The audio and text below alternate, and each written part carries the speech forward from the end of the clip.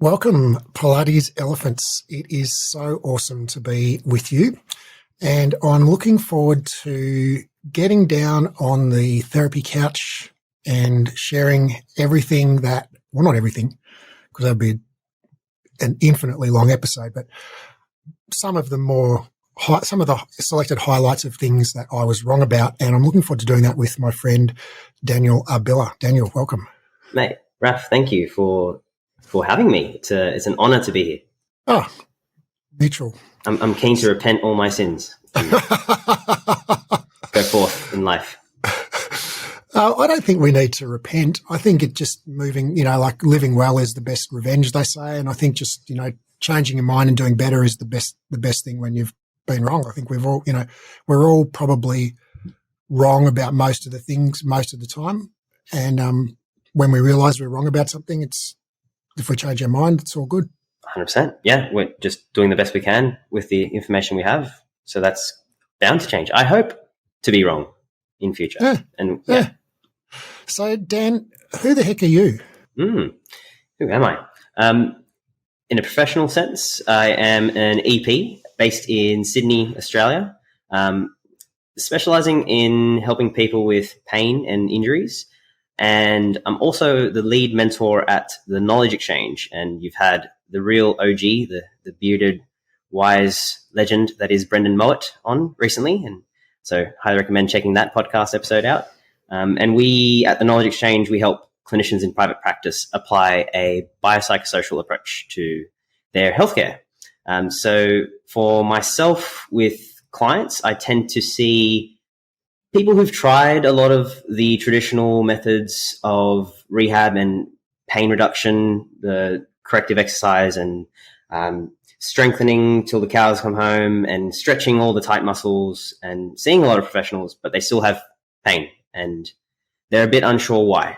And it's getting in the way of their life. And most recently, I've been helping a lot of dancers who are keen to dance for as long as they want, but they're a bit hesitant. There's a few barriers and challenges to that, and they don't feel safe enough in that the pain might get worse after they dance, or they're afraid to go into certain movements and ranges of motion. So that's where I've been at recently. And for clinicians, I tend to see clinicians who come across a lot of the buzzwords, the BPS, evidence-based practice, person-centered care, but they just like to know how to actually apply it and implement it in their particular context, when there might be a lot of mixed messages from colleagues, or where there might be some external pressures, and there's a lot of the uncertainty in navigating pain and dealing with humans. So I help for both of them. I help coach and guide, looking at what's working and what isn't working, and then giving them the skills to handle and better handle the challenges, whether that's for a client the next time they get a flare-up, or the next time they get an injury or a painful body part. And for the clinicians, it's that uncertainty when the client demands or wants an answer and they expect that fix. Mm-hmm. And for those of you out there wondering, an EP is an exercise physiologist. It's not an extended play DJ. No. I used to be a DJ, but that's a different podcast. That'll be part 2. And isn't it funny that the I guess paradoxically, when people have that sort of experience of learning about the biopsychosocial model and starting to try to practice in that way that encompasses the whole person, and let go of some of those things that were like previously kind of the bedrock of their worldview around this stuff like posture and muscle balance and stretching and strengthening will solve all the world's ills. All of a sudden, there's a lot less certainty, and like you said, there's a lot of uncertainty. And I think what people often want is what's the new certain way? But actually, probably what the best response is like, well, let's teach you how to get comfortable with uncertainty. It's probably the best we can do right now. That's it. It's so human to want that quick fix. Even like we talk about it with clients, right, all the time. Mm-hmm. They just want their fitness goals now, like right here, yesterday. That they want the strength gains. Like, I want the strength gains right now. Like talking about it. Like, it'd be amazing to just, be stronger instantly. And there's a lot of misconceptions out there in the process. So if we can focus on the journey and the process and more long-term solutions, I think that would be so much better. Mm. So talking about uncertainty and certainty, it's, I think for both you and I, our professional development after we finished university has been a journey from a reasonably high level of certainty about how the world worked to an increasingly low level of certainty about how the world works. So we've got less certain about things over the years, and there were many beliefs, I think, for each of us that and at the time we wouldn't have called them beliefs. I guess we would have just called them true facts about how the world works. That at one time or another we've had reason to question and then discard. So yeah, let's get on the therapy couch and let's talk about those. Do you want to go first, or do you want me to go first? Yeah, I'll unleash all the vulnerability and my childhood traumas first. So I think if I was to categorize my understanding back then and some of the claims I used to make and some of the approaches I had, I'd have certain common themes. I think one of them definitely was posture. So I needed to balance exercise according to certain rules. Like, there was the classic cross syndrome, upper cross syndrome, lower cross syndrome.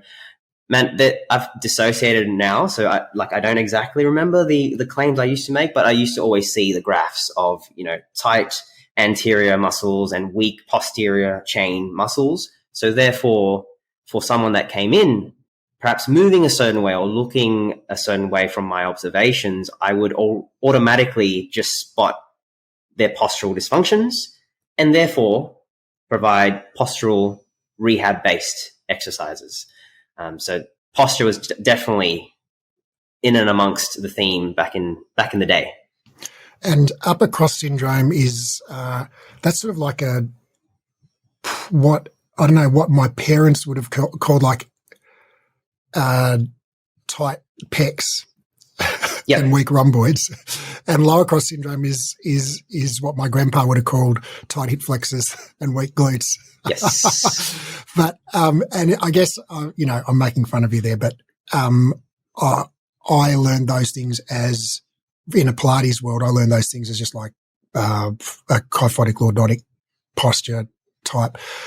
And yeah, I've stretched all of those people and their pecs and their hip flexors and strengthened their glutes and their rhomboids and done all of those things. And so tell me, Dan, was there a moment, like when did you first have a dawning moment like, oh crap, this might not be true? It's a great question, because reflecting back, it was more of a journey over time than an epiphany or like a particular moment. It included courses that challenged that idea. So I can blame Brendan and Luke from the Knowledge Exchange. At the time, it was called the Biomechanics Education, which there's a set definitely in that name, yeah. Violated my expectations and my demands as a client then. But they showed evidence that basically debunked that entire paradigm and that philosophy. And for some reason, I hadn't come across it before.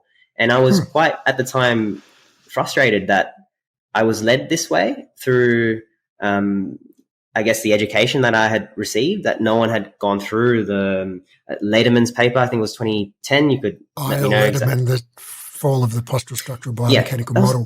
2010, wasn't it? Or along those lines. And I graduated in 2014. And I took courses for this the whole time up until 2017. And it was, I'm pretty sure, at the start of 2017 that I started coming across certain bits of research that challenged and questioned the ideas of posture and doing things in a particularly neutral way. So I think that was the start, looking at some of the evidence and getting a backfire effect, like feeling frustrated at seeing that and also reflecting on, well, why was I taught that in the first place? And not putting a blame on any particular people or institutions. I think it's like a collective sociocultural belief.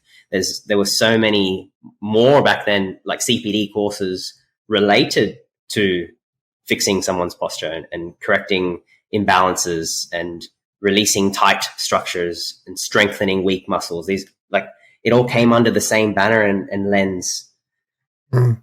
So it sounds like that was a relatively easy belief for you to let go of when presented with new evidence, because there's a spectrum, right? So, like, I think we probably each have beliefs that would easily change if presented with new evidence. Like, if I said to you, like, what's the capital of Moldova, and you were like, oh, it's Athens, and I was like, no, that's incorrect. You'd be like, oh, okay, you're not attached to that knowledge, but for each of us, we probably also have particular beliefs that we're very attached to that would rarely struggle. And if we get to, and I don't want to talk about these issues, but if we started to talk about things like abortion or politics or religion, or sports, there'd be certain beliefs that each of us would be like, that's not something I'm prepared to part with. And we could, I could probably show you a bunch of studies on whatever your particular view on abortion is. I could probably show you a bunch of studies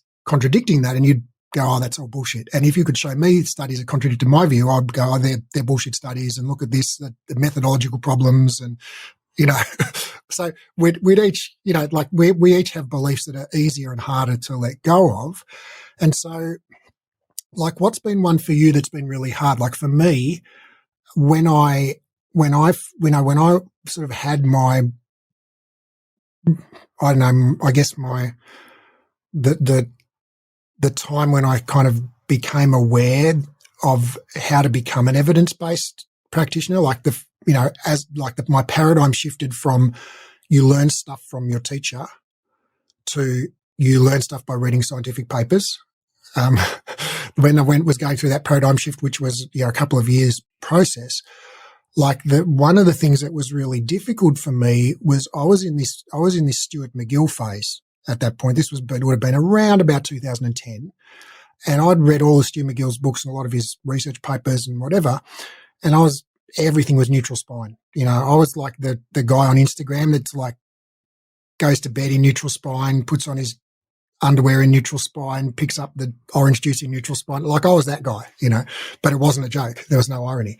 And then I started, reading other stuff, like by Peter O'Sullivan, and some stuff on flex lifting, and it was so weird that I was able to hold these two beliefs simultaneously, that were diametrically opposed, like mutually exclusive, like, you're only safe in neutral spine versus you're perfectly safe in any alignment, and I managed somehow to hold both of those beliefs simultaneously. And at some level, I did experience a significant conflict about holding it. But at another level, on the surface, it was like I felt like I was able to somehow, I don't know how at this point, but I was able to rationalize that. And I think it was, like they say, I can't remember who this quote is from, but basically it's impossible to convince a man of something when, to explain something to a man when his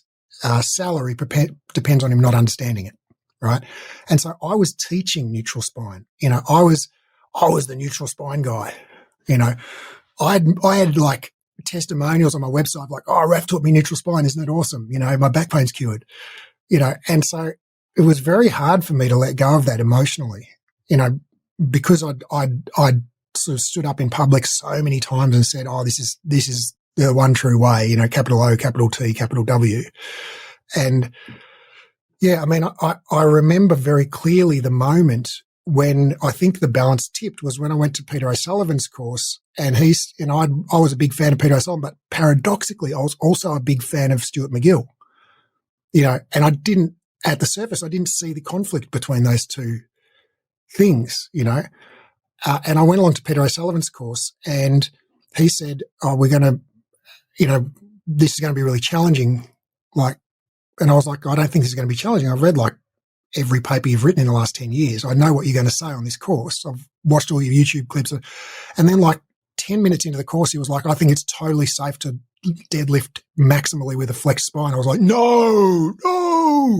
And I was like Luke in Return of the Jedi, no, you're not my father, like, and yeah, so I had like some real existential angst, and all I could, like, I basically didn't pay any attention for the rest of the course. I was just like, no, it's not so, it's not true. And, so that was a really difficult one for me to let go of. Has there been one for you that was like, that really hit you, below the belt? Yeah, it's fascinating reflecting back now, where I actually had a look at my own workout routine and how I programmed my own training, and the warm-ups would include certain activations and certain mobility drills. And the biggest one that, I guess, the one that was like we'll say the largest stone in the way of this journey was the mobility stuff. So I needed to have certain joint ranges of motion before I could adequately load. Or if I was to load it now, I would be quote unquote compensating and loading the incorrect structures, or like, not addressing the actual problem. So the paradigm was get the joints working right first. Yeah. And then start loading. So many layers of incorrect assumptions within that paradigm. The root cause reasoning fallacy, the incorrect and correct, anyway, dysfunction. Like, was that the Kelly? Were you going through a Kelly Starrett phase? Were you a supple leopard? There was I was not a supple leopard. I was another animal. That was there was some joint by joint framework. So FMS was big then. The functional movement screen. Yeah, that's where you do an overhead squat, and you have to have your heels flat on the floor and your hands directly overhead with a broomstick. It's like, oh my goodness. Yeah, all the 3-letter abbreviations, the acronyms. There was FRC, there was DNS, PRI, so functional range conditioning, dynamic neuromuscular stabilization. I shouldn't be remembering this, but I am. Postural Restoration Institute. These all, and funnily enough, you see these claims even today on Instagram with like breathing wrong, and that's why your diaphragm's out of position and your rib cage is flared, and like there's all these alignment paradigms. So I was stuck in quite a few of those rabbit holes. Reasons being, they had courses, they marketed quite well. All the trainers in my gym, I was working in a commercial gym for a short period, had them, and I wanted to differentiate myself and have all of those courses combined so I could be superior and stand out from the crowd per se. So how much money, if you had to just guess, how much money have you spent on courses learning things that turned out to be not true? If you just had to like pull a number out of the air. If I had to pull a number out of the air, are we including the time when I traveled to Canada to meet up with clinicians? And any time you went and learned and you paid money to learn something that turned out not to be true? Oh, this is a dagger to the heart, the core. I would say overall, if we're looking at years spent down different rabbit holes that, like, reflecting now, I don't even use basically 99.9% of the time, like ever. I'll go between the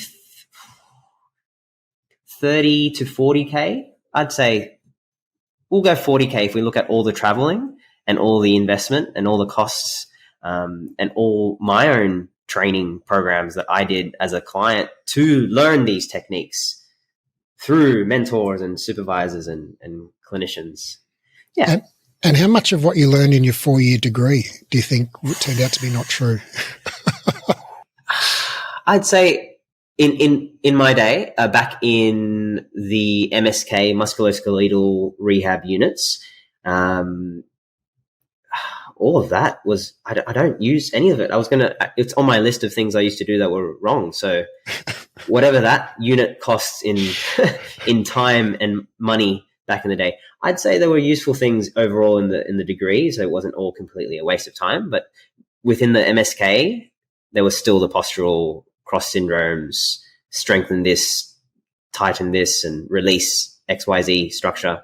and then get them back into their meaningful activities. So yeah, I graduated my master's in 2015 and I was still being taught transversus activation. You know, and at this stage, there were already like 5 systematic reviews showing that it was no more useful than just general exercise. Unbelievable.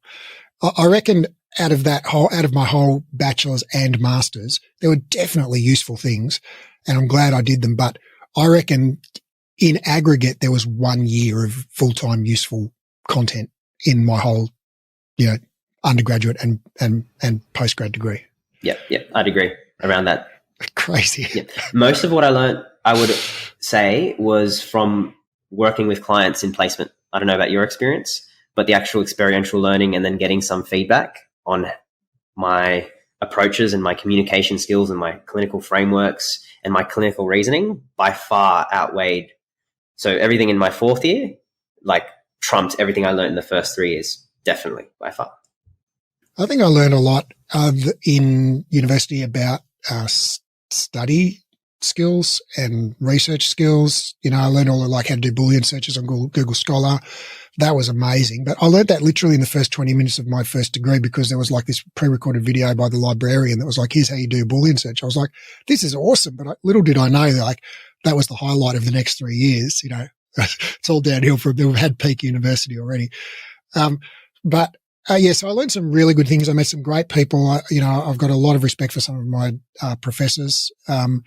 But by and large, the majority of it has not proved, 1, useful, or 2, actually like factually correct. I think a lot of it. So, all right. So maybe, you know, let's go through, maybe we could just do a quick, what do they call it? Like when you do like the round in the Wheel of Fortune game show where it's like the quick response. Yeah, quick fire kind of. Yeah, quick fire round. Yeah. Okay, so we'll just volley back and forth and we'll just bounce like, okay, here's something I was wrong about. Here's something you were wrong about. All right, yeah. You ready? Yeah, let's go. All right. Transversus abdominis. Cueing. So foam rolling, I needed to use it to release tight muscles and trigger points. Oh, of course you did. Well, I did trigger points, obviously. And I also learned how to do this kind of soft tissue spinal manipulation technique where I became so expert that I could palpate movement of the transverse processes and even the SI joint. Wow. That's impressive. And by the way, ladies and gentlemen and others listening to this, there's just a massive slathering of irony in every single word that we're saying at this point. So just so you're on the same page. Just visualize quotation marks in everything. Right. Yeah. The biggest one that also I felt a strong sense of backfire was strengthening weak muscles would fix someone's pain. And it's generally the little muscles that were weak, wasn't it? Yeah, never the big muscles. They were too strong. Never your quads or your TFL need strengthening, your rectus abdominis. Yeah. It was always like your teres minor or your external obliques. My pecs were like the strongest muscle, apparently. Right, and pec minor especially. Yes. Not the Messiah, he's a very naughty boy. I used to do posture analysis. We had an actual plumb line. And, I could just look at you for 15 seconds and tell you about what your left TFL was doing compared to your right posterior gluteus medius. That was pretty obvious to me. Yeah, all the jargon. Yeah. I had glutes were a major muscle group. So every client with knee pain, glute strengthening. Well, you know what? Rehab. I'm going to call you on that one because actually that is still best practice for patellofemoral knee pain is strengthen the hip and the knees starting with the hip. Okay, there you go. And it's not the same thing as saying that weak glutes cause knee pain. But yes. That does seem to be more effective than doing other things. So, yeah, it's current guideline-based best practice for patellofemoral knee pain. Yeah. So you have to throw that one out. Sorry, you were wrong about being wrong. You're doubly wrong. Meta wrong time. Even more shame. Shame about the shame. I used to do manual muscle testing. So I could lie on a table and do a Thomas test and tell you, your left TFL is a little bit short and your right psoas is a little bit tight and your, left lower trapezius is, a 4 out of 5 or whatever strength. Yeah. So I used to be able to do all that. I mean, I still can do all that. Unfortunately, it's not a real thing, but like I'm really good at it. So good at all the I jargon. feel like the guy that's really good at, I don't know, stamping DVDs or something. It's like it's a useless skill. It's like it's not a thing anymore, you know.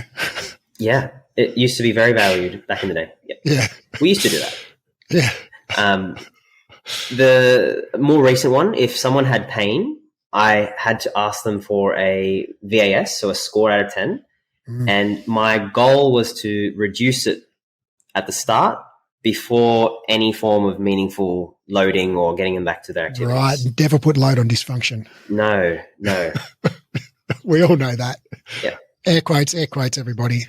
All right. So I knew that, yes, in a similar way that before you could load something, you had to sort of isolate and dissociate limbs, right? So if you had low back pain or hip pain or whatever, obviously step number one is lie on your back. Don't move your torso at all.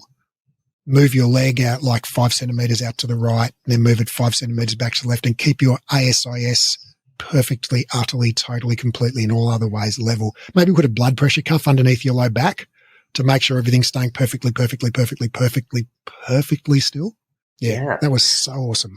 That was called the LPS back in my day. I don't know about your day. The lumbo-pelvic stability assessments. We had 5 levels, and we were assessed on our ability to palpate the multifidus and the transverse abdominis and coach a client through all the 5 stages and tell them when they're, moving or activating the wrong muscles. So. And I read, so I never learned like that particular framework, but I am familiar with all of the theory there. Like I read Hodges, Richardson and Hyde's book, Lumbo-Pelvic Stability or whatever it was called. And then I read all of their research papers about multifidus activation and all of that stuff. And so, yeah, like first you have them, supine or side lying, and you put your fingertips on their left L4-5 multifidus and you ask them to swell it out into your fingertips and, oh my goodness. Then you ask them to press their L4 spinous process into your fingertip, but not their L3 spinous process. And did you do all of that? Didn't go into that detail. So obviously your skills were of a higher value, and you were a supreme clinician because you have a master's degree, right? So technically that's above an undergrad. I'm just a lowly, undergrad degree. Okay, well, grasshopper, one day you'll understand the mysteries of those the magic universe. hands. Yeah. Yeah. All right. Well, I'm going to shoot one. You give you one more volley, and then we'll move on to the next round. Mm-hmm. Cool. All right. So for me, a more recent one, and I've been reading into this recently, is I needed to change someone's beliefs first, and this is a big one because I'm sure we could discuss it before they can, reach their functional, meaningful goals. And the belief was directly going to fix their pain. All right. So this is great because this is exactly where I was hoping to take it next, which is like, okay, so what we've talked about, all of the kind of dinosaur beliefs. Now, if you're out there listening to this and you're still doing some of these things, I mean no disrespect. Like, honestly, I've been there. I totally have been there. So when I say dinosaur, I just mean like in my personal chronology and your personal chronology, Dan, that like these were the things that we kind of raised up on as kids when we were, doing our degree and initial training or whatever. And these were the kind of the first things that we learned were like, oh shit, that's not true. And to be fair, like they served the purpose at the time. I think that's important to note. Like there was a reason for us doing them at the time. We were just doing, the best we could at the time. Right. And I want to take just a word from our sponsor here, which is maybe just not really a word from our sponsor, but like a moment to just acknowledge that like, the evidence, pretty clearly shows that anything works as good as anything else when it comes to stuff like low back pain, shoulder pain, neck pain, whatever. Now, there are, one or two situations where there's something particular that works a little bit better than other things, like maybe hip strengthening for patellofemoral pain.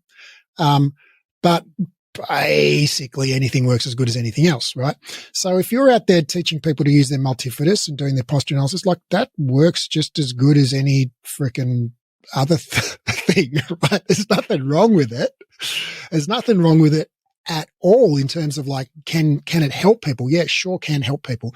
But almost certainly not for the reasons that you and I used to think, and that probably most people think, that it helps people. So if you're out there training, right now listening to this whilst you're teaching a client to activate their multifidus or stretch their TFL because it's overactive or whatever, like, we love you and we don't care. We don't judge you. We've been there. This is a safe space. All right. So where I want to take this now is like, this was what I would call like a second generation mistaken belief, right? So I was like, okay, when we were trained up as kids, we were like, it's all about the posture and it's all about the multifidus and it's all about the upper cross and lower cross syndrome. And then we're like, no, it's not true. And then I don't know about you, but this is me. It's like, oh, it's all about belief change and it's all about motivational interviewing and it's all about pain science. And it's, it's all about, you don't even ever need to touch the client or ever get them moving. It's just educate them and they will, reach enlightenment and their pain will disappear. Yeah. So my one was the pain science was an intervention by itself, and just and even BPS, that was a thing that I would do.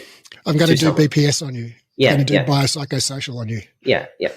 So I used to, misconstrue my own idea of like BPS, and shout out to Ben Cormack's recent paper on more of the inactive approach, and where the BPS approach can be more of a almost biomedical in disguise. So I used to do that. I used to find out everything, like trichotomize the BPS, separate the person into diagnose, and then dictate what they needed to do to solve it. Yeah. So instead of telling them to fix their multifidus, you're telling them to fix their sleep, but basically the same. Yes, you stole my example. Yeah, absolutely. And so using beliefs in that, it was the same approach where if I just change the beliefs, everything else will be fine and fixed. Right. Because if you change your beliefs, your pain will disappear. Yeah. And so I had that one as well, that pain science was an intervention and that education was like, all you need to do is educate people and help them change their beliefs, and then you're golden, And have there been any is that kind of like the totality of that for you? Like that, I guess what I would think of as second generation, like what came after for me, the neutral spine and multifidus, is like, pain science as an intervention, biopsychosocial as a trichotomy. I like what you said there. Yes. As sort of like, telling people that they must, sleep better, or wagging your finger at people. Yeah, just stop being stressed. Wrong, putting X's and ticks next to people sleeping, Yes. Yeah, totally. And prescribing certain things to do for them to sleep better, and like having that as an intervention, like I'm a sleep specialist in the first place. Yeah. I'd say, overall, because we covered the movement one. So the main one is needing to move well or functionally first before loading. So I would have that disgust and that like looking at someone's squat and it's like, it just doesn't look right. And I need it to be looking right first. Because otherwise it's uncomfortable for me to load them. So I'd say that would be the end of the first gen in my paradigm. All right. What a great summary. All right. So there's a synthesis really. The first gen, for both of us was really based around the notion of there's such a thing as kind of movement quality that can be objectively measured. And if it's, incorrect or, abnormal in some way or quote dysfunctional in some way, then there's your basic problem.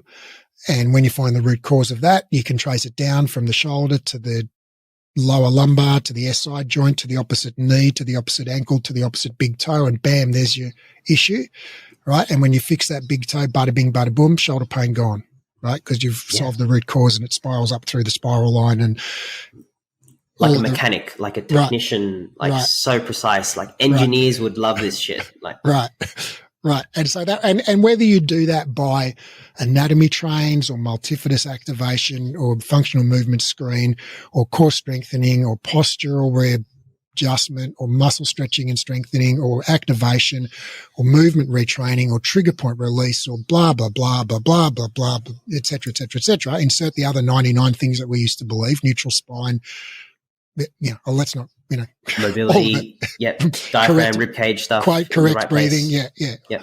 All of the scapular stability. Yes, the list is endless. So that was kind of basically movement quality was like, that was the Pleistocene era. Okay. And then I don't know any of I'm probably going backwards in time, but the Mesozoic, whatever the next one was after the, sorry if you're an archaeologist or paleontologist listening to this, please correct me. But, whatever the next era was, or let's say that was the dinosaur era. Then we came to the mammal era. Okay.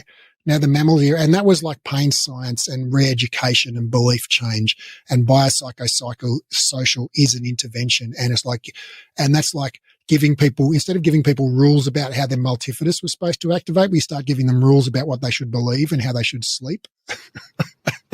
Yes. And we're laughing at it now, but like at the time it was very serious. It was very serious. Legit. Yeah. And on that, like, stress was a cause of someone's pain. And so we, tell someone who had lots of things going on in their life to just stop stressing and then expect that to help in the first place. and secondly, like, to directly have a causal relationship to their pain. It's like, oh. So yeah, I think still stuck in that reducing the person's complex experience into one thing. We just changed from the biomechanical thing, the body as machine paradigm in the dinosaur era, and in the mammal era, it was more of the, I'd say, belief change, maybe communication skills is all we need. Maybe we go into like the counseling kind of skills, and that's the fix. I did sessions where like literally the whole session was just talking, like an hour and just talking, no movement at all. I'm like, oh my God. Yeah. And I can see sometimes, like, in those cases, just a phone call or an email would suffice. But yeah, I think I used to get stuck in, like, is this conversation actually going to lead to any meaningful change for you? Or are you just or am I just stuck in a debate because I want to prove this person wrong and fix their beliefs? And it was normally that, where actually I just wanted to prove myself right because of all the pain science that I've read. And I was, enlightened, and if only this person knew what I knew, they would have their pain reduced. Done. Right. Fixed. Yeah. The reformed smoker scenario. Yeah. I used to believe biomedical, and now I know the truth with a capital T. And once you understand the truth, you will be saved. That's it. Yeah. And you mentioned motivational interviewing was in your one. I'm curious now, what else was in your mammal era? Well, I don't know if that's the mammal era, because I think motivational interviewing kind of persisted into the modern era for me. It's only very recently that I let go of that. But I would say that the one thing that I've noticed is that each era for me, I've held the beliefs less strongly and I've been less attached to them, as each successive generation of incorrect beliefs I've had has been easier to let go of, and so I think like, the next generation for me after that sort of the re-education, pain science phase. Now, pain science is a real thing, just like biomechanics is a real thing, but it's not the cause of people's pain, and it's not the solution to people's pain. And I think that, current science really says that there is no, like, what's the cause of someone's pain is really the wrong question. And there is no cause. Pain is an emergent property, that is multifactorial and can never be reduced to a single factor or even like 2 or 3 factors. Like it's way more complex than you can't isolate, particular things 99.9% of the time. So I think that was really the third generation for me. Like the first generation, like you said, it was like the movement quality kind of paradigm, represented by whatever version of that you were trained in. And then the second version, I think, was the pain science sort of paradigm. It's all in your head, right? Movement quality doesn't matter at all. In fact, movement doesn't even matter at all. Just think and your pain will be gone, you know. And then I think for me, the modern era has been an acknowledgement that it's like been a swinging, you know, like, so I think in the first era, you know, I think I was very, very biomechanical. In the second era, I was like, no, that's all wrong. Don't be biomechanical. That's all bullshit. And I was like, pain science, beliefs, you know, emotions, stress, sleep, everything was just like psychosocial, right? So I was just a PS, you know, practitioner. The postscript era. And so I think, you know, I, along with, you know, probably a lot of other people, went running from one side of the boat to the other side of the boat. And I like to think that I've now found a place more in the middle of the boat where I see the bio and the psycho and the social as all being integral, and you can't separate them out and going, okay, you've got, you know, stress is causing your pain, or you've got incorrect biomechanics causing your pain. But, you know, I really love that cup metaphor. And I do you know where that came from? Was that Adrian Lowe or Greg Lehman, or do you know where that came from? One of them. I heard it from Greg first, but he could have got it from somewhere else. He mentioned in his course, but I forgot the source. Yeah, and I really love that metaphor because, you know, obviously it's not an accurate explanation of human physiology, but I think it really it's a useful way of thinking about pain. And basically what it says is, dear listener, you've got to, you know, if we think of how pain works, think of a cup, and the cup is the cup of resilience, and it represents your ability to tolerate stress. And a stress in physiology is anything that threatens your homeostasis. And your homeostasis is your dynamic balance in your body. Like, your body likes to be a certain temperature, a certain level of acidity, a certain level of blood sugar, a certain amount of oxygen, a certain amount of blah, blah, blah. All of these things in your body likes to have very particular kind of, you know, level of all of these things, and that is your homeostasis, right? So you've got all of your organ systems. Basically, their purpose is to keep your body temperature, acidity, blood sugar, etc., at the right level, so you can live and then procreate and have grandkids, and then that's what it's all for. And so anything that threatens your homeostasis is a stressor. And so, you know, being in a hot environment, you know, if you go and it's in a really hot day, and your body likes to be like 37.5 degrees Celsius. And so if you go into like a 40-degree day, well, that's a stressor because it's trying to raise your body temperature, and your body doesn't want to be hotter. So you have a stress response. You release stress hormones from your adrenal cortex, and those are cortisol and adrenaline and noradrenaline, all of those things. And those stress hormones trigger a response in your body, which is sweating and dilation of your peripheral blood vessels and increase in breath rate and blah, blah, blah. Lots of different stuff happens, okay, as a response to that stress or to maintain your homeostasis, right? And but then if you go into a cold environment, that's also a stressor of a different kind. It's like wants to lower your body temperature. So you have a stress response. You release stress hormones, cortisol, adrenaline, noradrenaline from your adrenal cortex, and they trigger different response, you know, shivering, you know, constriction of your peripheral blood vessels, all of that stuff, right? And then if you get home from work one day and there's like this like final disconnection notice for your telephone service because you haven't paid the bill, well, you get a stress response, right? You release stress hormones from your adrenal cortex, and it triggers fight or flight, and blood gets pumped out from your digestive tract and to your muscles and all of that. Your pupils dilate and all of that stuff, right?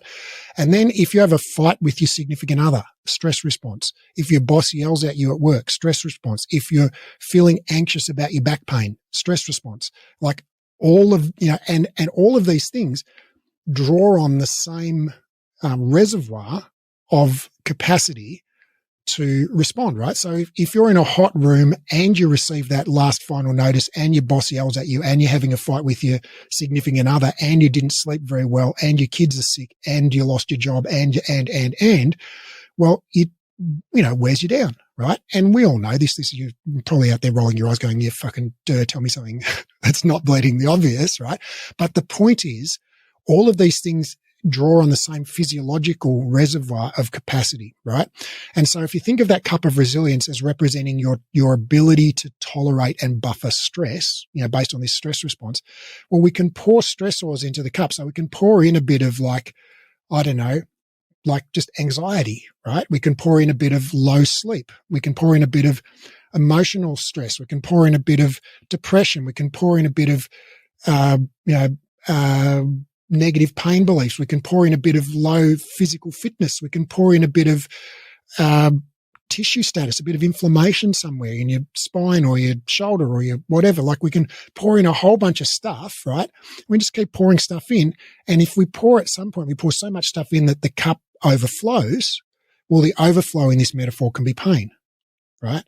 And so it's not a useful question to say, oh, which one of those things that we poured in caused the pain? It's like, well, no, it was none of them. Like it was all of them. It was the aggregate, so was it the sleep or was it the stress or was it the inflammation in your shoulder or was it the low physical activity? Well, no, you could have had that pain without the sleep problem. If you just poured in enough of the other things, you would have still got pain, right? And even if you don't fix your sleep problem, you can still get rid of the pain potentially if you stop pouring in so much of those other things, right? Or if you get yourself a bigger cup, right? And you get a bigger cup by building your resilience and like psychologically and physically. Right? So I love that metaphor because it really, I think, powerfully illustrates that like what caused the pain is really the wrong question. And there's no meaningful answer to that question most of the time. It's just a will-o'-the-wisp. And that's definitely perhaps in what shall we call this, third paradigm or shifting to what we're currently basing things off. It's that we can't separate all those components. And I used to have maybe back in the mammal era, the pie sections where, something was 30% bio, 40% psychological, and then 30% they just need more friends and stop being so isolated. So I think that separation, that need to find a specific answer, I think comes from our training, and it also comes from a lot of societal, cultural expectations. We get the clients that come in, they're like, why am I in pain? There's an assumption within that question that there's a reason. Yes. And the process is actually diving into that and unpacking it and reflecting on their own experience to see maybe we can shift and change, reframe that question. Like what might be influencing your pain right now? What's going on for you? Let's discuss, let's talk about it. And that complexity is where I'm currently, I guess, at, which will probably be wrong in the next generation, but that's how I'm basing and my understanding of the experience of pain. Yeah. And I guess maybe it's a distinction without a difference, but I would say, I think there is a reason for pain, right? But I just think it's so unbelievably complex that in order to understand that, we'd have to know the position of every particle in the universe. And so basically, for all practical purposes, it's a meaningless concept. But I think like an omniscient, supercomputer, in theory, could determine that reason, right? If given infinite time and infinite computing power, it could say, oh yes, it's because this atom in the, Antares sector, moved, and that's triggered this whole imbalance in the universe, which has resulted in your pain. Okay.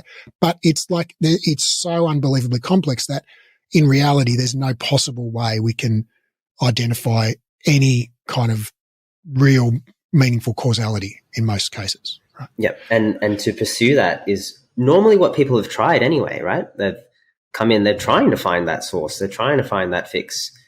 And so we can use that to our advantage and be like, well, what's it been like trying? And that's kind of the way that I tend to do. One of the questions for later on is, what do you do now? That's how I've reframed and evolved that approach to let's reflect back on your experiences and how's that working out for you? It's funny, isn't it? That makes me think about, what sometimes I've heard people say is like, oh, my XYZ practitioner is so awesome. My physio, osteo, chiro, Pilates instructor, EP, whoever, right? So awesome. Been seeing them for years for my back. I'm like, all right. How long have you had your back pain? Oh, 5 years. See them every time it's bad. I'm like, oh. And over those 5 years, has your back pain got better, worse, or about the same? Oh, it's about the same.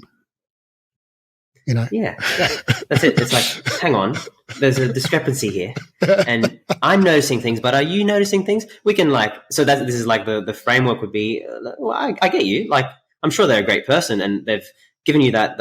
It seems like it's a short term effect. Yeah, okay, cool. How's it in the long term? Or what's the plan to Is there a plan for the long term? Who knows? And then they can have that realization themselves. So I'd say this third paradigm has been the buzzword of experiential learning, movement experiments.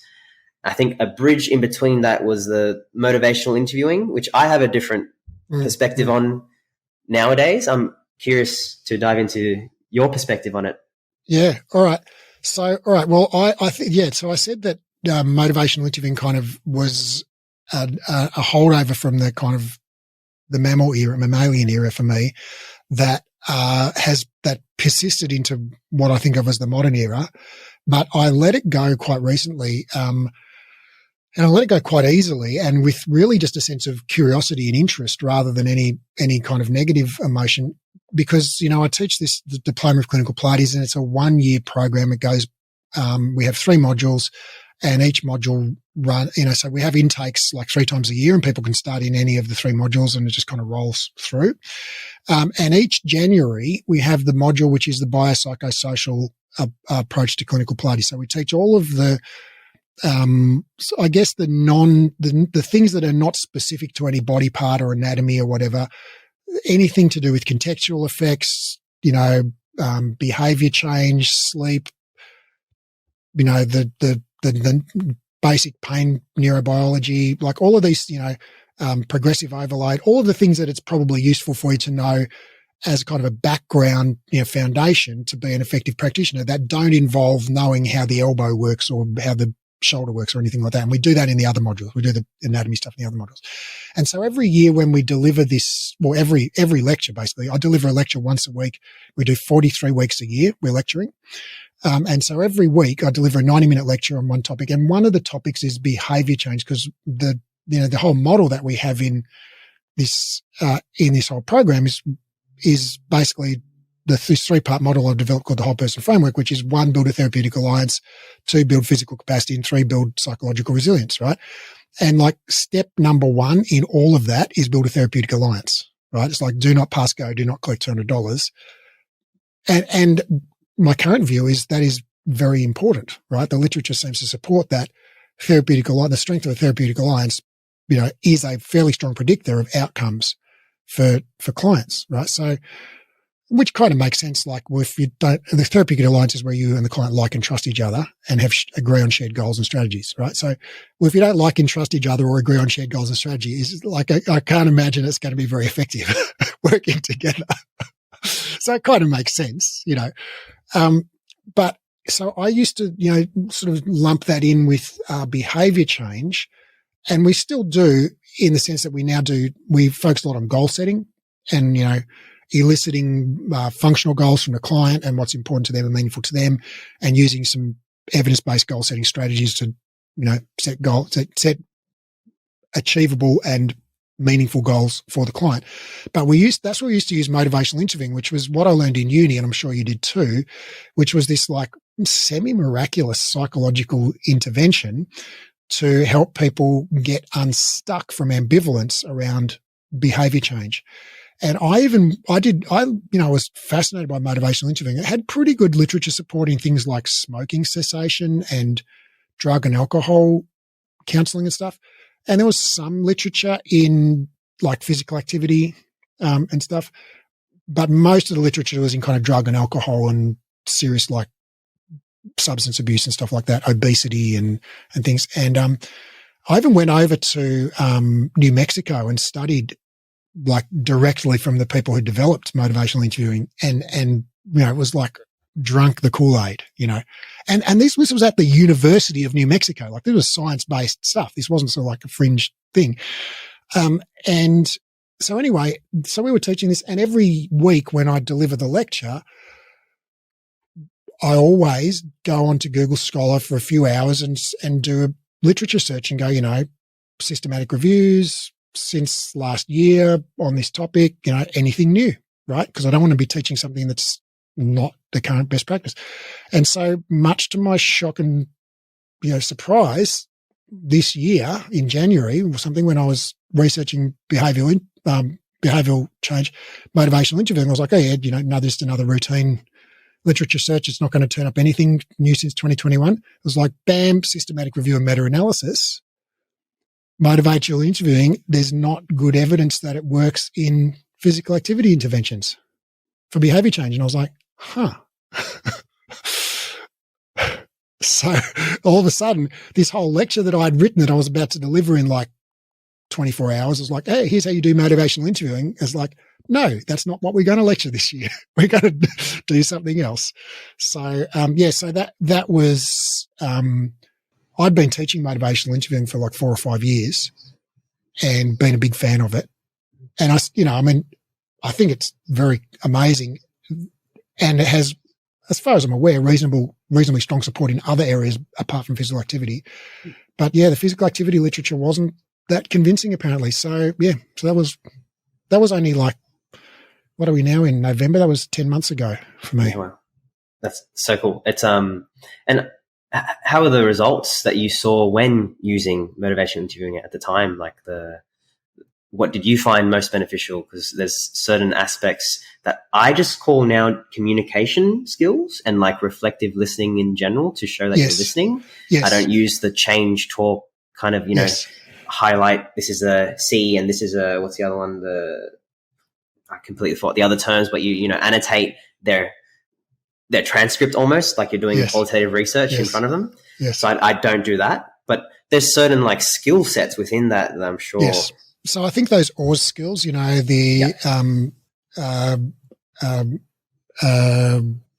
open-ended questions, affirmations, reflections, and summaries, I think they're just useful foundational skills for good quality listening. And I don't teach them as behavior change techniques, but just like, here's how to listen to someone so they feel heard. Yeah, I use it exactly the same. So it's like this. I like the spirit of the approach. So it's evoking the person's own reasons, and it can be helpful in a framework and almost like an attitude towards interventions, and it can help see that, I don't need to be the fixer, authoritarian expert. If they want that, I can be. Absolutely. There's nothing wrong with wanting that from their point of view. But instead it allows us some of the skills and the tools to feel a bit more confident in collaborating instead of directly prescribing like you're a dictator that knows all the answers, which is generally what we were taught. So I see it as more of a skills-based approach rather than actually changing a behavior. Yeah, I agree. I mean, I think the literature at the moment recommends person-centered care, which involves care that is based, sensitive to the client's beliefs, expectations, preferences, goals, etc. So, it definitely, the best practice is to elicit those things from the client. And that's certainly the spirit and intention of motivational interviewing.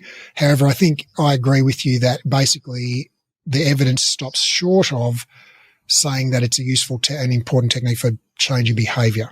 I think it's like, yes, it's important to build an alliance with the client, and a really important part of that is listening and being genuinely interested and showing them that you're genuinely interested.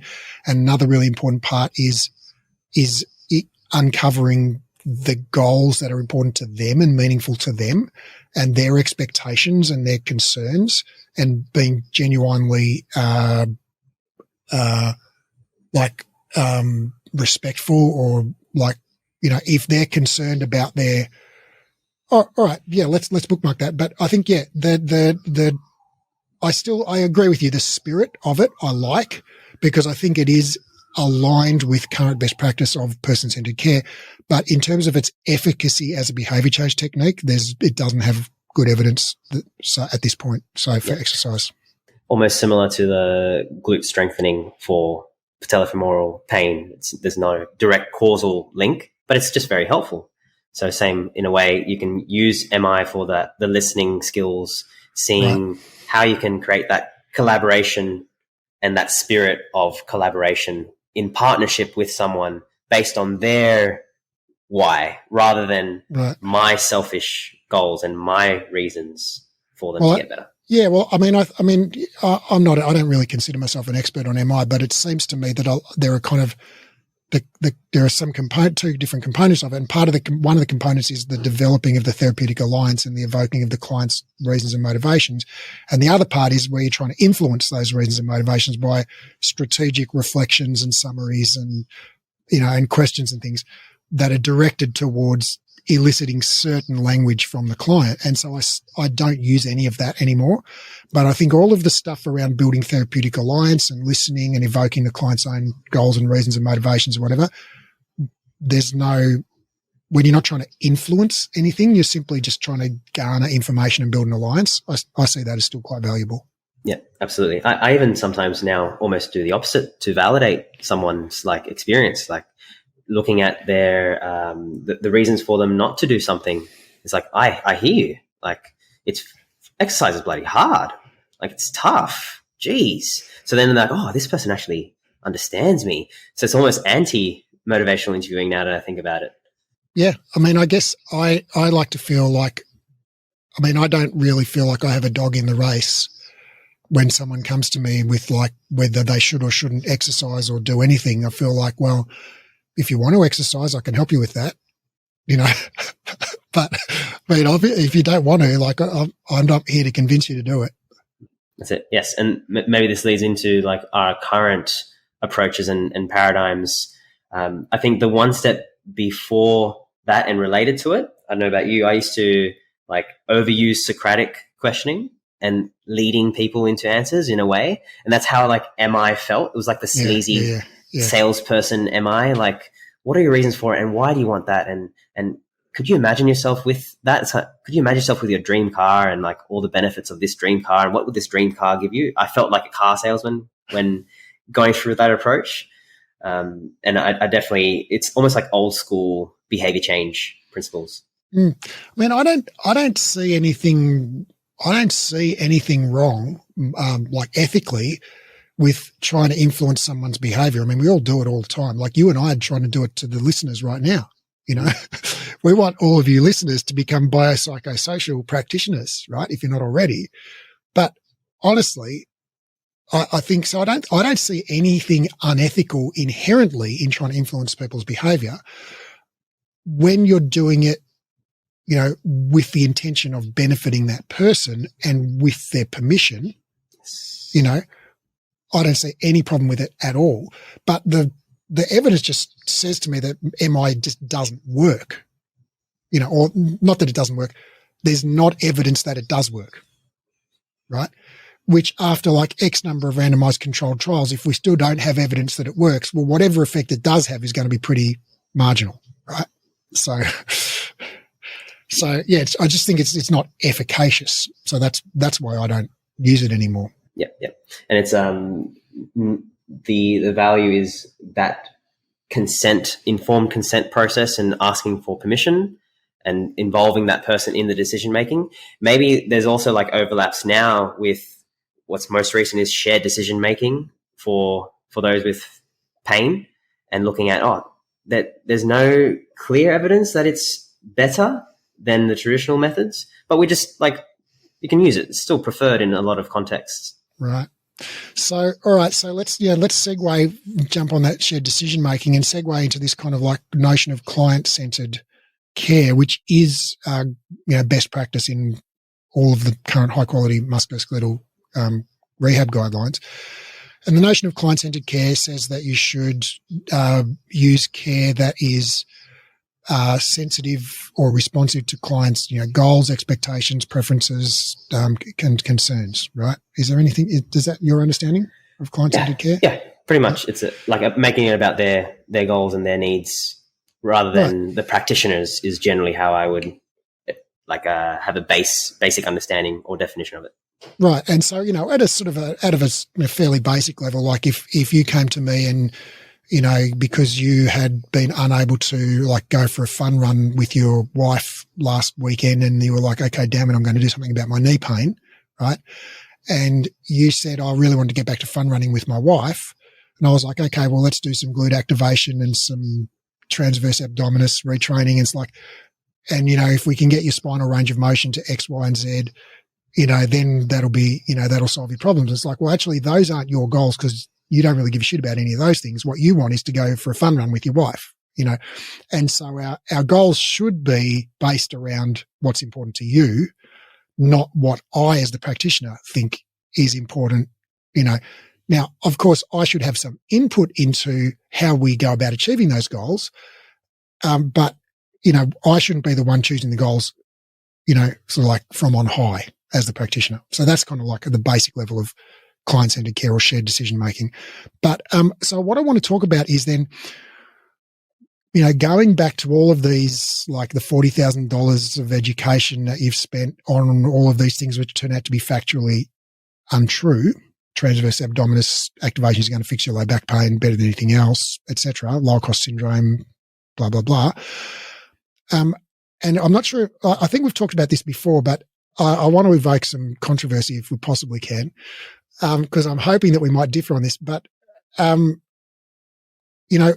do you think there's a good case? So just say if a client came in and you said, why are you here? And they said, Dan, I'm really worried about my back. It's been really sore. And you said, okay, what do you think's going on? And they said, like, I know it's my transverse abdominis. Like that is I know this with the depths of my soul, and I'm super attached to this belief that I just need to fix my transverse abdominis. Help me, Obi-Wan Kenobi. Can you help me fix my transverse abdominis? Right? Do you think there's an argument there for helping that person, quote, fix their transverse abdominis, end quote? It's funny. It's so the first things in this situation would be the context. So would this be in our scenario initial consult? So I've had people, for instance, come in who used to see me and they're like, hey, you were the person that fixed my shoulder up with like rotator cuff stuff, so you must know everything about hip stuff, right? I'm like, oh, yeah. And they might be expecting more of the similar specific mobility drills, but they're also open to a different shift. So we say this, fresh off the street. No, this person's got a firmly held belief. Yep. And I guess I'm piggybacking on what you said before about you used to think that people need to change their beliefs. And now you don't think that anymore. So I guess I'm going, okay, if we sort of extrapolate that to the extreme, would you be happy to participate in them having incorrect beliefs if you felt that might be beneficial for them in terms of their actual goals, which is getting back to doing whatever it is that they want to get back to doing? Yeah. That's a great one. There was it reminds me of if someone is riding a horse and they believe that it's a unicorn, are they still riding a horse?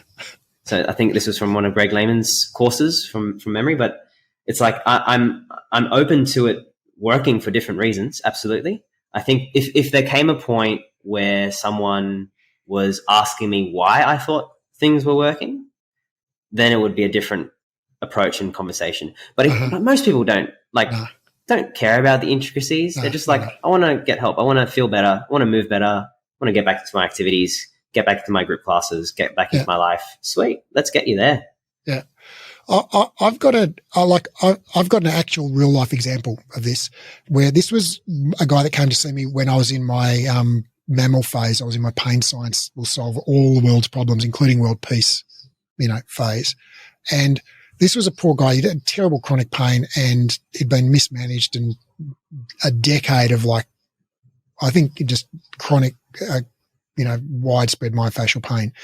And, he was describing it as tendonitis and bursitis and this, that itis. But, it was like his tendonitis would move from his shoulder to his hip to his, So, his pain was definitely central nervous system involvement. But, so I was like, I'm just going to pain science this pain out of you. I'm just going to motivational interview you and Socratic question you, and you'll just be like, oh my goodness, I'm cured. I'm healed, And I actually did get a reasonable result with him in the end, but, who knows? I haven't seen him for a couple of years. It might have come back or whatever, but he was like he was obsessed with his tendonitis in his shoulder, right? That would come and go, right? And so like, if you know anything about tendonitis, you know that it doesn't come and go, right? So it's like, just from the 2-sentence description that he gave me, I was 100% certain he didn't have tendonitis in his shoulder. But he was like adamant, like that his shoulder had tendonitis, and he wanted to give me he wanted me to give him a stretch for his shoulder to fix his tendonitis. So like, in my head, I'm thinking like, number one, you don't have freaking tendonitis, dude. And number two, if you did, there's no stretch that's going to fix tendonitis. Like, that's not how tendonitis works, right? So it's like, every part of his rationale was incorrect. 100% certainly incorrect, right? And I resisted giving him this stretch. I was like, why do you think that's going to work? Think about, when your pain flares up and what was happening at work that week. And did you have a big, remember how that pain flared up just after you had a fight with your wife? And, I was pain sciencing, I was doing the Jedi mind trick on him and just with all my full powers. And then one day I was like, oh, for fuck's sake, like, would you stop whinging about me giving you this stretch? I'm just going to give you the fucking stretch, right? Just to shut you up, right? So I gave him the most lame ass freaking, stretch. And he was cured. He came back next week. I said, how's your shoulder been? He's like, it's perfect. Haven't had a lick of pain. That stretch is magic. Oh my God. He pain scienced me. He double bluffed me, and it's like all of my cleverness, all of my motivational interviewing and my Lorimer Moseley, explain pain and all of that stuff didn't touch it. But when I gave him the magic stretch that he was craving, there was no magic to it whatsoever, except that he believed it was magic. He believed he was riding a unicorn. It worked. Yeah, it reminds me of the one client you see for a while and then they see another practitioner and they do a quick crack stab something and they're like, oh, it's done, fixed. And you're like, no, all our work over this time. So yeah, I feel you, man. There's so many things. I think recognizing the non-specific contextual meaning effects and the impact that has on outcomes has been liberating, and also, just almost disappointing. Like, you'd wish there was a secret sauce in there somewhere, but it's the reality when it comes to an experience. There's so many factors, and the context, the ritual of, that the association that they have with being in that position, what's going through their mind as they're stretching this specific, point. And it's like, oh yes, this is exactly what I needed. And that's sending the signals to their nervous system that they're safe now and there's no more threat, all these ways we can explain it. So I guess where I would, if we want some controversy, right, because it's a podcast, let's go controversy. So this is the trolley problem. Would you give the stretch or would you not give the stretch? Yeah. I think there's a few things in here with one would be, where did they get that idea from, and acknowledging that it's not just our responsibility. That's important. I think we tend to put it on ourselves. It's, oh shit, if I do this, then it's going to be my fault that they're going to have this belief. It's like, you're just one drop in the ocean. There's society and culture at large. They've gotten all these other influences. You're just one person in half an hour and an hour of their week. That helps to zoom out from it, because we can be quite attached to I'm going to cause lifetime of harm if I give them a stretch. It's like, oh, maybe not within that context. I think that'd be the first kind of way I would zoom out of the context. How does that sound? Yeah, and if you zoom out till you can see the shape of the Milky Way, it really becomes inconsequential, Yeah, 100%. The other question that I generally ask now, which I have been asking maybe in this new era, has been, well, if right now, magic wand, you're cured, what would you be doing? And that's the way that I tend to go about it. So it's like, yeah, what if you could, ride your unicorn right now? How would your life change? Or what would you be doing differently? I think that the common thing that comes with I need this specific exercise, or I need you to, fix up my VMO. It's not firing correctly. It's like, okay, cool. I hear you. Your VMO is not firing correctly. I believe you. I'm not saying, your experience is invalid. There might be different reasons for it, but that's beside the point. What what would you want to do if your VMO was firing? Oh, I'd be squatting. Okay, cool. So now we've got a reframe almost of that initial problem, and we're like, oh, what is the actual problem behind the problem that we can talk about? I'm sensing it might be a bit different to your stance, Raph. So please give me all the controversy. Well, no, I think we're probably reasonably close on this, but I guess I feel no compunction whatsoever if you came to me and said, Raph, I really need you to fix my transversus abdominis, right? I mean, I would ask some questions to understand the context of why you thought that was important, okay, and how attached I felt you were to that as being like the cause of your current predicament, right? And if I felt that you were only kind of lightly attached, you've kind of read that on social media one time, you thought that's the only thing you need to say, like then I'd certainly engage in some other kind of conversation like you just suggested. But if you were like, no, dead set, like that's what I need, I really, I've been looking for practitioners all over town that can do this for me. Like I'm desperate to have this, one thing. I think this is the answer for me, right? And just like this guy with his magic stretch, then I would be like, okay, well, let's test that. I'd like, let me take that seriously. Let's check that out. And I would give them some kind of quote test, end quote, for their transverse abdominis activation, acknowledging that there's no such frickin' thing unless you're using like EMGs. And even then, what is normal, right, is not clear.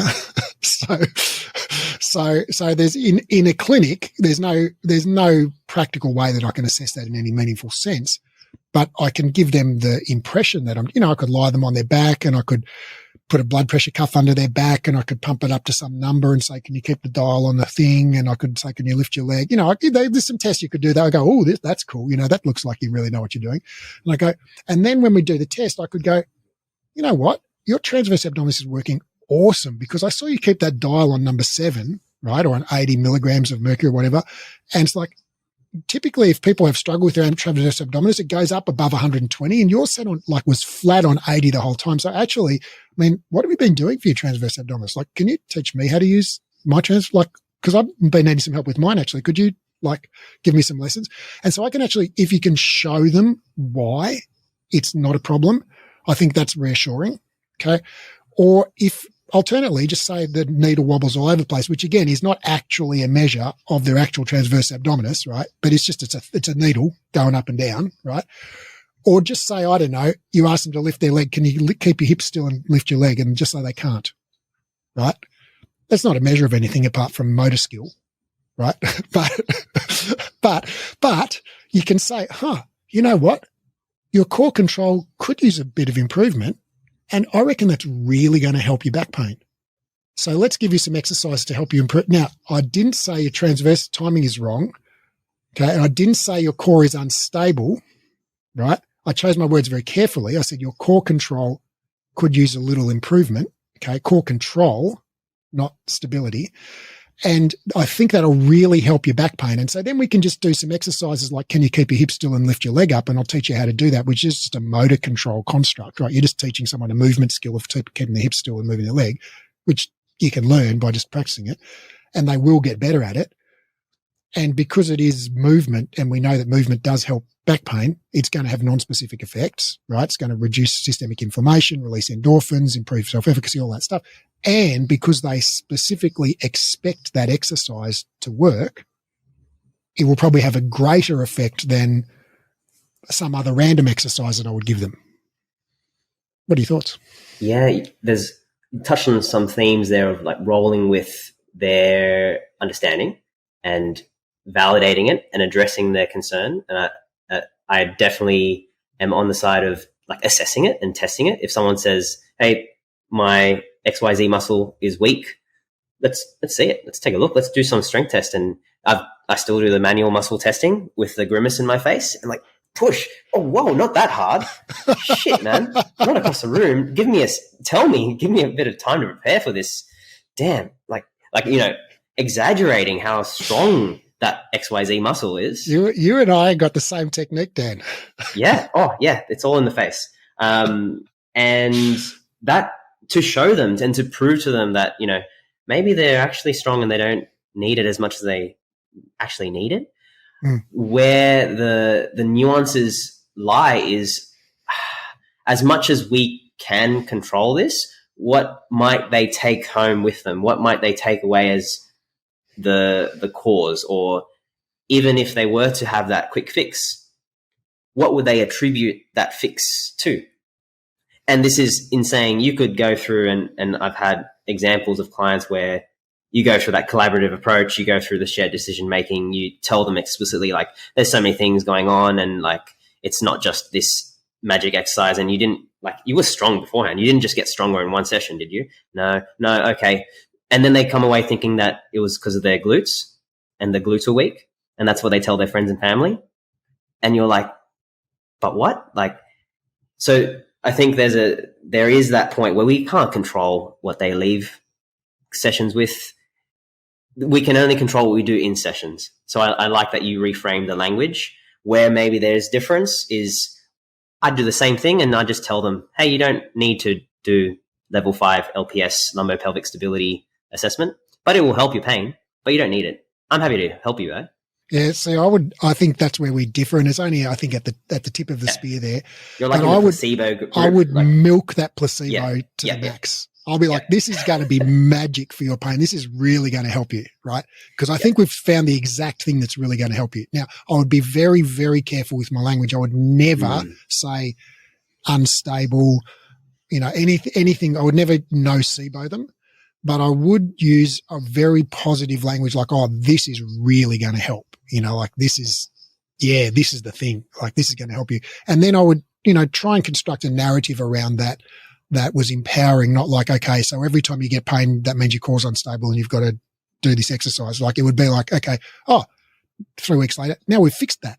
So now let's make it automatic so you never have to think about it again and it's just going to work forever for the rest of your life, right? And this is no longer an issue for you, right? So so I would, so I wouldn't give somebody the message that they have to walk around thinking about their pelvic stability all day like I'd be very, very precise in my choice of words and I would use empowering words. But I don't have any problem in them walking out with, like, I think if they go home and go, it was my glutes, right? I've got no problem with that if they take home that empowering version of it was my glutes and now it's not because we fixed it, right? Yeah. Great. Sure. And then probably more enticed to keep with your 3-4 week program and return because you've solved it very well. Whereas in my case, maybe they won't come back because they're like, oh, the person says it won't work. So I can see where there's context where your approach would be very helpful for a person. And then other cases where I would be more comfortable having that full disclosure and being like, this is all smoke and mirrors. I don't know. What do you think is going on? Right. But I'm interested to explore, because to me that seems incompatible with what you said before about belief change is not necessary for, they can go out believing all the wrong-headed things they want. But if your goal is to help them achieve their goal, it's like I fundamentally don't see my goal is to educate clients. I think sometimes clients want to be educated, in which case I'm happy to do so. But I think clients come to us because they want to get back to doing the gardening or playing football or going for a run or whatever, right? So our job is to help them get back to doing that thing. Or sometimes they come because they want to get jacked and ripped and shredded, and our job is to help them do that. Or like basically whatever their goal is, our job is to help them achieve that goal, right? And so but 99.9% of the time, their goal is not to like learn about pain science, so I don't really necessarily see it as part of my remit to educate someone unless they explicitly ask for it. So I'm interested to explore your rationale around that. There's one main paradigm that comes to mind. It's almost like the unicorn analogy that I use, where it's like, can this person believe that it was their TA activation that got them to their goals and also get to their goals? And if the answer to that question is yes, all for it. Like the function of that belief is to help them get to their goal. I think where it might differ in that, and this is where like examples, and I love like Peter O'Sullivan having patient demos in his course, and all the courses where there's actually live patient demos, and shout out, plug to our own course, where you can see that interaction unfold and you can see the nuances where, you know, all these questions that we ask, the person will be like, what do you mean? Or the person can be like, oh yeah, actually, if I had, you know, my core activated, I would be squatting. Whoa, that changes the entire question now. And what if you knew that you were safe right now and you could squat? What would you do? Or what would it take for you to feel safe enough to squat? So now we've kind of almost changed that paradigm from the problem is TA activation to now their goal activity if they had TA activation. So there's like nuances where I can see in the first case, if they're like, nah, I want my TA activation. Cool, let's do TA activation. What do you think's going on? I would be like reflecting back on their experience and seeing what they think is going on, and then being like, yeah, cool, awesome. I'm happy with any beliefs. They're just beliefs. They're not behaviors. You can have any belief as long as it's, you know, you're not going to actually do something very harmful right here, right now, and it might lead to a behavior. But no, you can have all the thoughts, all the stories, all the narratives, and get back to your goals. That's fine. Happy with that. And yeah, so behavior is where I'd say the main part is. What's the behavior change? Okay, so I think maybe we're in agreement, but so, you know, if someone has that same that conversation that you mentioned, okay, so I want to get my TA working again, and then the question is like, well, what would you do if you could get your TA working again? Oh, I'd be squatting, or I'd be running, or I'd be whatever. It's like, okay, well, so your question there would be like, okay, well, what if you knew you were safe now and you could just squat, right? What if we could just get you squatting right now? You know, and I think that's a wonderful question. And I guess my question would be very slightly different. It would be like, great, let's get you squatting, right? Of course. And I would always, you know, one of the fundamental things that we do is ask people what their actual goal is, like what prompted you to come in to see me today? What would you get back to if you could? What would be the one thing you'd like to do that you can't do right now because of this pain or whatever? Like always asking about their functional goal that they want to get back to. And that thing becomes the centerpiece of their rehab, right? So if you want to get back to squatting, guess what your rehab is? Squatting, right? Some version of squatting that you can currently tolerate. And so yes, absolutely. I think our treatment and our sessions will look very, very, very similar. But I think my treatment for that person would also involve probably some transverse abdominis exercises purely for the additional placebo effect. Right? Purely for the additional, like, I'm just going to take that extra 10% of pain tolerance and whatever, just because of the magic pixie dust that is generated when they think they're doing the transverse abdominis activation. So the function of the TA activations are for the magic pixie dust, extra non-specific meaning effects. Yes. Yeah.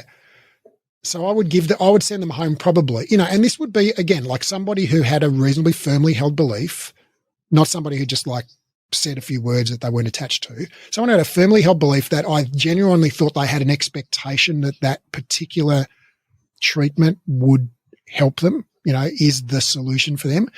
And I would just, so I would try and surf that wave, and I would send them home with a transversus abdominis exercise and some squats. You know, that would be the treatment. And, you know, and we would also look at psychosocial factors like sleep and stress and all of those things, of course. But yeah, I would send them home with like 1 or 2 or 3 exercises, and probably TA activation and squats would be the main ones. And it seems like where I would defer would be reflecting the function of that belief, the meaning of that belief, and then maybe seeing like, is this an avoidance strategy? Are they avoiding squats because they think their core needs to be strengthened first? That might be a different context to them. Oh, I know, I just want to like work my core and just get strong and then squat.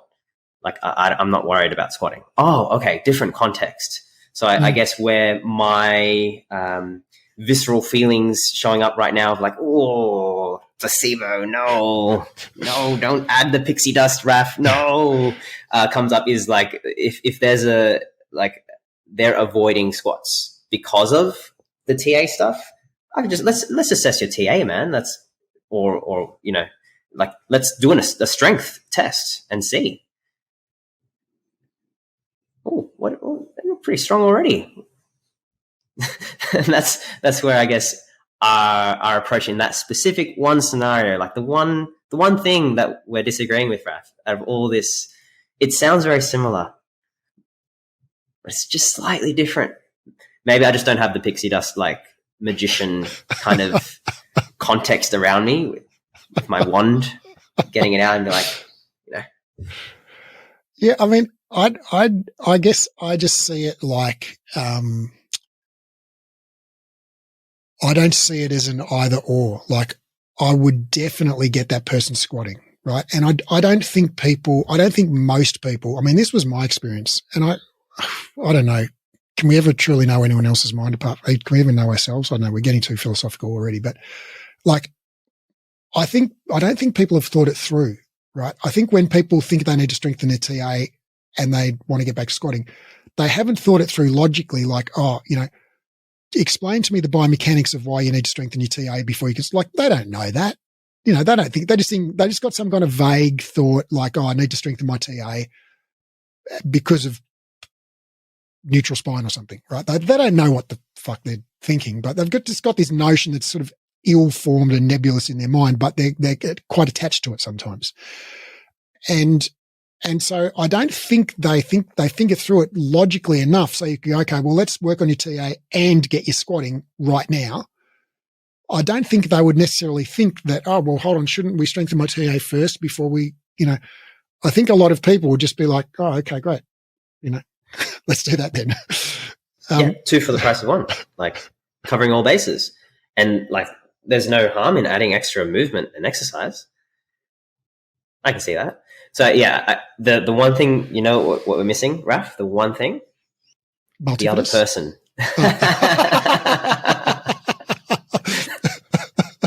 That's great. Just the one magic muscle, back to the dinosaur era, just reverse time. Right, it all comes full circle. It's going to come full circle, Dan. Yeah, that's right. You gotta restart it. Because there is a person here with their own ideas and their own thought process, and respecting that. Because, yeah, if the person's willingness is only to do squats if there is TA activation, sweet, cool. If the person, I can see an instance where they're already doing TA activation stuff. Ooh, let's take a look at that. Let's see if we can improve it. Let's make it more challenging. If the person comes in asking for TA activation and they don't know what the hell that is, are they open to not having to do it? Or do they enjoy doing it? See, it's like we'd have a person here in this interaction, and I reckon we would end up doing very, very similar things based on that person's responses to these questions. What are your thoughts? Yeah, I'm with you, Dan. Look, I think we could probably quite comfortably work alongside one another.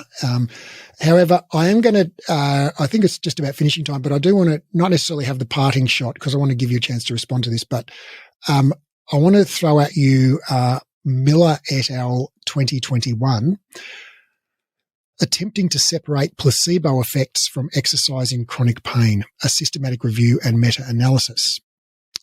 Conclusions, quote, there is very low quality evidence that exercise training is not more effective than non-exercise placebo treatments in chronic pain.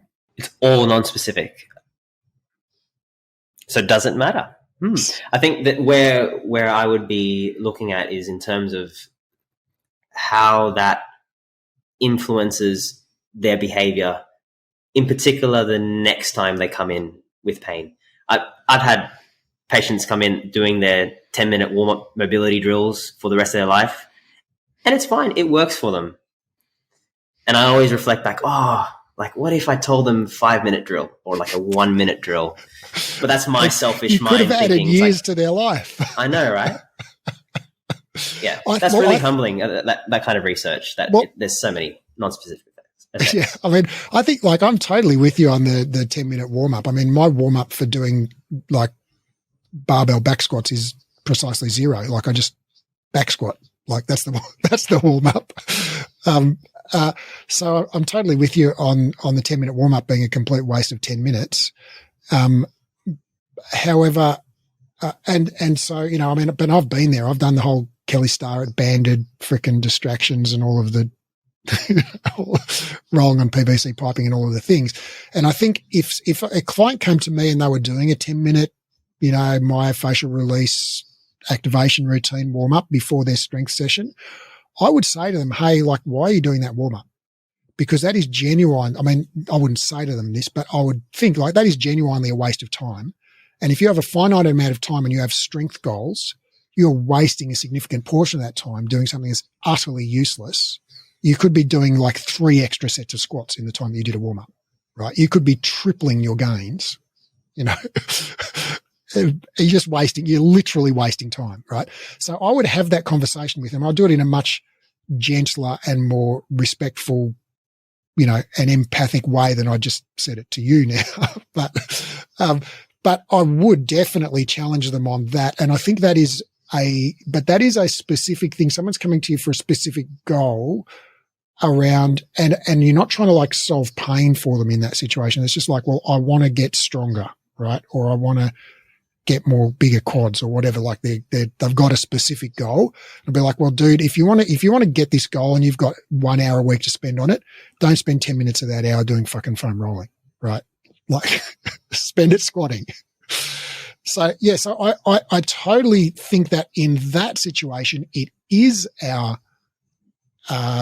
obligation. I think we've got a duty of care to share that evidence-based information with somebody and not send them out doing a banded fucking distraction for 10 minutes before they can squat for the rest of their life, because you're literally taking years from their life wasting doing that warm-up, right?